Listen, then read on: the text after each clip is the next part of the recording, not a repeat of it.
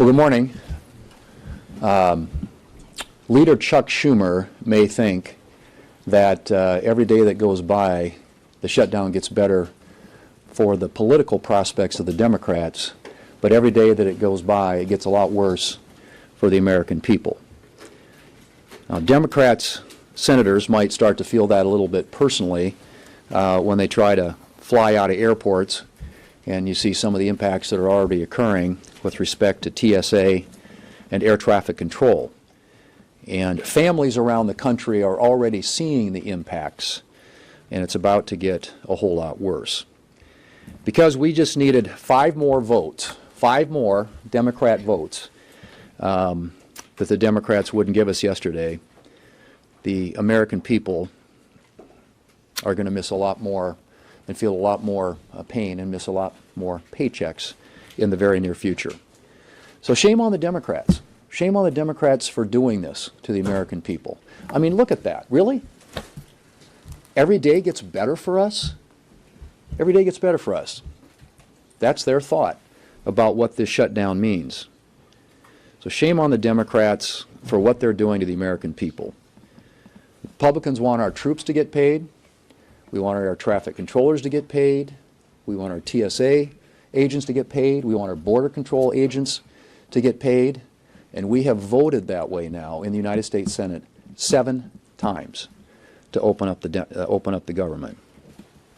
Democrats in the Senate are the last hurdle to getting the government open again and the American people back to work. But what? Instead, they've decided to pander to their far-left activist base who are cheering what's going on here. And the Democrats tend to be so afraid, I guess is the only thing, or running scared from that far-left activist base, that they are willing to put that ahead of what's in the best interest of the American people. Well, it's time for them to get a backbone. It's really time for the Senate Democrats to show a little courage and put the American people ahead of their far-left activist base. They have a simple choice in front of them. Open up the government. Quit playing politics. Quit talking about how it gets better for us because we're looking at the polling and we think that we're winning. This is all that's between this country and their government being open again. It's this bill. You've seen it before. It's passed the House of Representatives. It's sitting at the desk of the Senate. It could be picked up and passed today, put on the President's desk where he has said he will sign it into law. The government opens back up. People get paid. Troops get paid. Air traffic controllers get paid. TSA agents get paid. Border Patrol agents get paid. And we get back to working on behalf of the American people. That's what that's really, this is it. This is all that is between this country being back to work again, and it's 5 Democrats in the United States Senate. We have a majority of United States senators. 55 out of 100 senators are voting to open up the government. We need 5 bold, courageous Democrats with a backbone who are willing to take on their far-left activist base, join us in passing this. Could do it anytime. Send it to the President, he'll sign it into law. It's that simple. Something they've done 13 times when they had the majority here in the United States Senate and President Biden in the White House. 13 different times. Continuing resolutions are a routine practice around here. They don't get hijacked for extraneous policy writers, and we didn't do that. No gimmicks, no policy writers, no partisan attachments to the bill that came over that the Speaker and the House passed and sent to the Senate. It's just a straight-up bill to keep our government open so we can continue the appropriations process and get back to work for the American people. Speaker Johnson.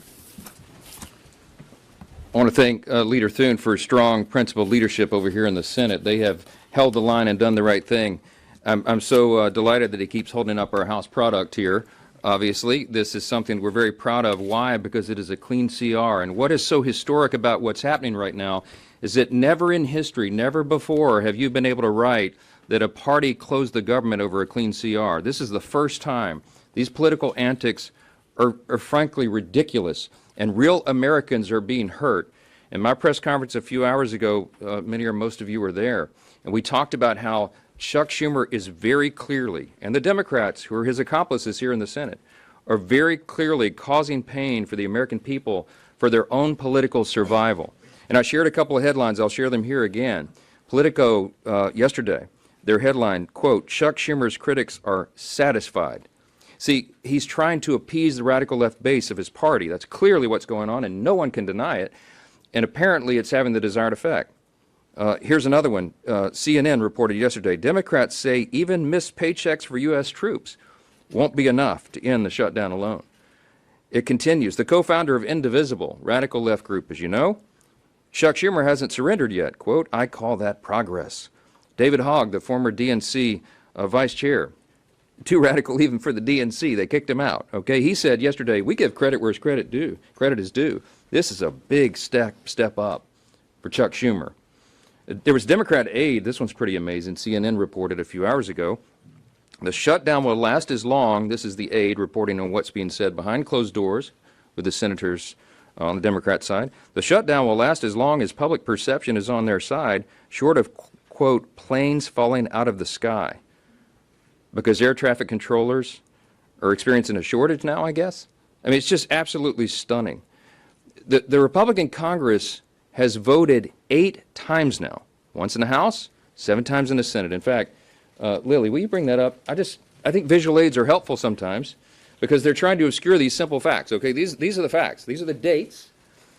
The Republicans in Congress have now voted 8 times to pay the troops and all other federal workers. We did it on September 19th in the House 3 weeks ago today, and now the Senate, under Leader Thune's leadership, has voted 8 times. These are the dates. September 19th they did it. September 30th, October 1st and 3rd and 6th and 8th and 9th, over and over and over. The Republicans voted to open the government and pay the troops, and the Democrats every single time voted for them not to be paid, not to pay TSA agents. If your flight's canceled today, you can blame it on the Democrats. They are the ones that are making sure that air traffic controllers have shortages. We don't want planes falling out of the sky, for heaven's sake. They're making a mockery of this, and it is outrageous to us. You got 2 very even-tempered guys here. Thank you, Lily. You got 2 very even-tempered guys here. We don't get upset a lot. We don't get our feathers ruffled, okay? But this is so outrageous. It's so beyond the pale because real people are being hurt. You got 700,000 federal workers that will receive paychecks today, followed by an additional 400,000 workers on 10/14. That's their last paycheck. That is the last paycheck they're going to have until the Democrats reopen the government. You got 1.3 million troops, active duty soldiers and airmen, sailors. They're going to miss their check on October 15th because the Democrats dug their heels in and showed that they didn't care. 8 times they have voted not to pay these people who are serving and protecting all the rest of us. You have 2 million federal civilian workers and 1.3 million active duty military service members who are now going to be harmed. You also have Veterans Health Services and nutrition programs for young mothers and infants. They're all being stalled and encumbered. You've got FEMA services, flood insurance policies that can't be renewed or written while this is all shut down in the middle of a hurricane season. It goes on and on and on. The harm is real. It is very damaging, and it is outrageous to us that Democrats are playing games so they can appease their base. Now, we've heard, and I'll turn it back over to the leader, take some questions, but we've heard, and many of you have reported already, this Hate America rally that they have coming up for October 18th. The Antifa crowd and the pro-Hamas crowd and the Marxists, they're all going to gather on the mall. We got some House Democrats selling T-shirts for this event. It is an outrageous gathering for outrageous purposes, but the Democrats in the Senate have shown that they're afraid of that crowd, that they don't want to bow, that they want to bow to them, bow the knee to them, and they don't want to take incoming from them. And so they're willing to hold the American people hostage so that they don't have to face an angry mob that's a big chunk of their base. Now, if that's a rumor, they need to come out and clarify that it's not, but that is what we are hearing is their actual motivation, and it is outrageous. All this has got to come to an end. Turn it back over to the leader. Good afternoon. 55 votes, you say. Why not go ahead and use this as an opportunity if things are so dire to get rid of the filibuster? Use the nuclear option. Well, that's the filibuster, as you know, supermajority requirement is something that makes the Senate the Senate.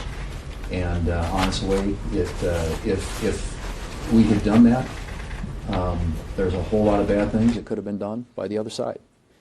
The 60-vote threshold has protected this country, and frankly, that's what I think this last election was largely about, because if the Democrats had won the majority, they probably would have tried to nuke the filibuster. And then you'd have 4 new United States senators from Puerto Rico and the District of Columbia. You'd have a packed Supreme Court. You'd have abortion on demand.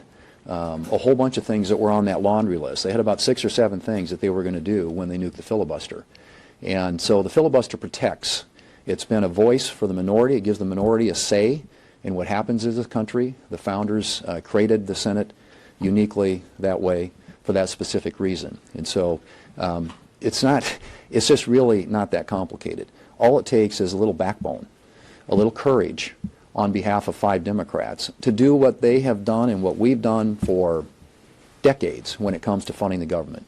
Continuing resolutions, as we pointed out, 13 different times in the last 4 years with Biden in the White House and the Democrats with the majority in the Senate.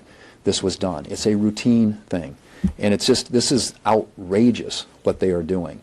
And it is. They ought to be ashamed, because this just doesn't get done. You don't hijack the federal government to try and create $1.5 trillion in new spending, free health care for non-citizens, and you can go right down the list. I mean, this isn't even realistic. I mean, they're not serious people. And it's time they came to their senses and did the right thing for the American people. Are you feeling any pressure on the filibuster? No, nobody's pressuring. Well, there's always pressure on the filibuster, sure. Yeah. I mean, there are folks out there who think that is the way we ought to do things around here, simple majority. But I can tell you that the filibuster through the years has been something that's been a bulwark against a lot of really bad things happening to the country. Yeah. Speaker Johnson, he's suggested that a military pay bill cannot pass the Senate. Is that your understanding? Do you think a military pay bill would be blocked by Democrats, or well, there's do you think you're going to try it? Military pay bill right here. I mean, I just don't know what the. I honestly, this pays the military, and all they have to do is pick it up at the desk, give us 5 votes, and the military gets paid.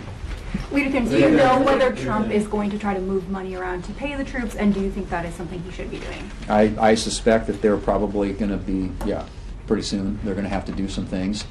I think, to their credit, the White House has now for 10 days laid off doing anything in hopes that enough Senate Democrats would come to their senses and do the right thing and fund the government. But now that we're getting these where people are going to start missing paychecks, this gets real. This gets real for families, a lot of military families who live paycheck to paycheck, a lot of American families who live paycheck to paycheck who are federal employees. And so I just think that the White House, my expectation is, yes, they're going to have to start making some decisions about how to move money around, which agencies and departments are going to be impacted, which programs are going to be impacted, which employees are going to be impacted. That's what a shutdown does. You put the administration and this presidency in a position where they're going to have to make some hard decisions. Yesterday you discussed, or it was reported that you discussed giving a date certain for a vote, or giving some sort of assurance that there would be a vote on a Obamacare tax credit bill. Could you talk through that, what you're thinking, and what happened there? Well, I mean, I think that the Democrats, there are some Democrats who I think are reasonable enough to know this is not a sustainable position for them, who are looking for a way to get something in this conversation that would enable them to have the issue that they say they care about here addressed. And I've said all along, I'm open to that. I think the Speaker's expressed that we get the government opened up again, and we're willing to have that conversation. And frankly, so those are some things that I think are perhaps real possibilities, but it doesn't happen absent voting to open up the government. And so the Democrats who are interested in that sort of some sort of pathway on that need to, again, come to their senses and vote to open the government. But just to follow up on that, Mr. Leader, are you going to have any conversations over the next couple of days with Leader Schumer about that? And, you know, to Jake's point, I guess, do you feel like maybe you're getting closer to an off-ramp here? Well, I think Leader Schumer's checked out. I don't think this is going to happen. I think this is going to happen organically with enough reasonable Senate Democrats who care enough about doing the right thing for their country and not what's in the best interests of their left-wing political base to come forward and help us find a solution. And those conversations continue. But, you know, the insistence of the Democrat leadership on their plan or nothing else is, I mean, I don't know how do you even come forward with a proposal that has $1.5 trillion in new spending, wipes out everything that we did last summer with the rescue bill, including the $50 billion that goes to rural hospitals, and wipes out all the provisions that banned free health care to non-citizens. I mean, really? You think that's going to pass the Senate or even come close to getting a vote in the House or a signature by the President? What they're talking about is unserious. It's been unserious from the very beginning. So, yes, if they want to sit down and talk about opening up the government and doing some of the things that I've suggested and we've suggested, which is, you know, allowing the conference committee to work on the 3 appropriation bills we passed, bringing other appropriations bills to the floor so we can start funding the government the old-fashioned way, and there's an interest on both sides in doing that. And yeah, a conversation about what we do on the expiring enhanced ACA subsidies. And there's a lot of conversations going on around that. But that doesn't happen until we get the government open. I wanted to know, you got a call with the Freedom Caucus and you said you were working on rescissions and that rescissions would come up again potentially.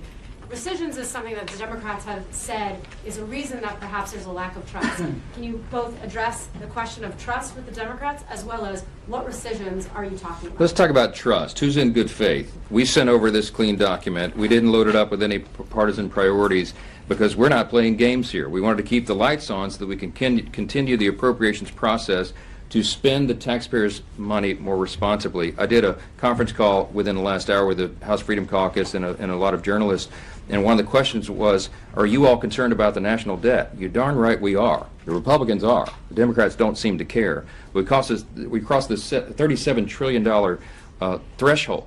It is not a sustainable situation. It took us a long time as a nation to get into this financial hole, and we are doing everything we can in every possible way to get us back to sound fiscal responsibility. And what does that include? Well, not only an infusion of pro-growth policies like we implemented with the One Big Beautiful Bill, the Working Families Tax Cut package, so many things that are going to help the economy short-term and long-term. But also, we have to reduce spending. We have to. The government spends too much. It's too large. It does too many things. It does almost nothing well. As Reagan used to remind us, government is not the solution to the problem. Government is the problem. And so, are we in favor of reducing spending? Yes. That we're trying to do that in a responsible manner. The reconciliation package that we passed saves $1.6 trillion of taxpayer funds. We eliminated fraud, waste, and abuse. We worked towards efficiency to get the government working better for the people. We're proud of that. There's no legislative body in the history of planet Earth that's ever saved $1.6 trillion or anything close to that. But it's the first of many steps. So we have to appropriate at lower, more responsible levels, not in a way that disenfranchises or hurts any American that relies upon vital services, but in a way that makes government work better for people. We're excited about that.